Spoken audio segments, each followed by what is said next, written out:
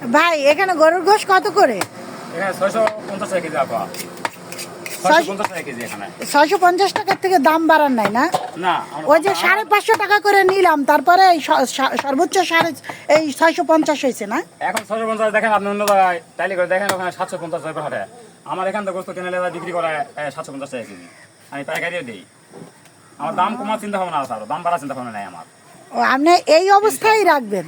এই বছর রাখা এবং কমার চিন্তা ভাবনা আছে, দাম বাড়বে না ইনশাআল্লাহ। কোনো খিলাই আমি থ্যাংক ইউ। আপনার জন্য সাধারণ মানুষ সবাই ভালোই খাচ্ছে। আমার এখানে সব শ্রেণী কিনতে পারে আমার দোকানে গোস্ত। আপনার তো বেশ কয়েকবার আইটিভি তারপর সময় টিভিতে দেখলাম। হ্যাঁ, আপনার সাথে সাথে কিন্তু পাশাপাশি আরো কয়েকটা দোকান হয়েছিল ওই পাশে।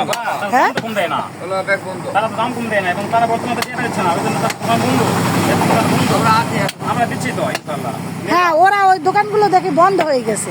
ওরা জড়াই করে না, 3-4টা দোকান হয়েছিল পাশাপাশি। হয়েছিল ওরা তো 700 করে বিক্রি, তবুও তো আছে, তবু করে নাই, কয়েকদিন থেকে করেনি।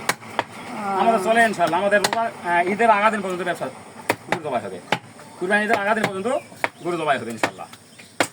আলহামদুলিল্লাহ। আমরা কম দামের জন্য খিলাই। আপনার আল্লাহ বাঁচাই রাখুন। আপনারাও তো লাভ করেন, হয়তো কম। হ্যাঁ, লাভ একটু কম হয় আপা। হ্যাঁ, লাভ একটু কম হয়, লাভ একটু কম কম হয়, হয়। সেটাই। কিন্তু মানে টোটাল বাংলাদেশের সিন্ডিকেটটা এখান থেকে ভাঙা যায় আমি, এখান থেকে ফার্স্ট উনি এই খোরশেদ ভাই। 3টা 4টা 5টা গরু জবাই করি আমরা। আমি বেশ কয়েকবার গরুর আজকে গোশ একটু বড় একটা হবে, একটু বড় একটা হবে। আমাদের গরুগুলো তো সব আমরা ভালোভাবে যাচাই করে কিনা বা বিভিন্ন হাত থেকে কিনে বছর চেয়ার কত সুন্দর না। কত আর আপনি অসুস্থ করে যাবেন? আপনি যেই লং টাইম কিছু কিছু পাবলিক যারা গোশ বেচা বলে কি অসুস্থ, ঠ্যাং ভাঙা, এই ভাঙা এই ভাঙা। সবার তো দেখেন, এই যে আপনারা দেখেন এই 4টা গরু কিনেছি, এই 3টা গরু কিনেছি আপনার শনিবারে কিনেছি, 3টা গরু সবার দেখেন, আপনি দেখেন এই তারিখ কথা দেখেন। আমি সবগুলো হাটে কিনে দেখেন, মানে দেখেন দাম দেখেন, গরুর রং দেখেন, চামড়া নিলাম দেখেন, আসলে শনিবারে কিনেছি দেখেন। তারপরে বলে যে পা ভাঙা, ঠ্যাং ভাঙা, ওগুলা ইয়া করে। কত এত গরু পাইবে কই? পাও ভাঙা আপনি আবার ফুল দিলে আমরা তাই না নেন।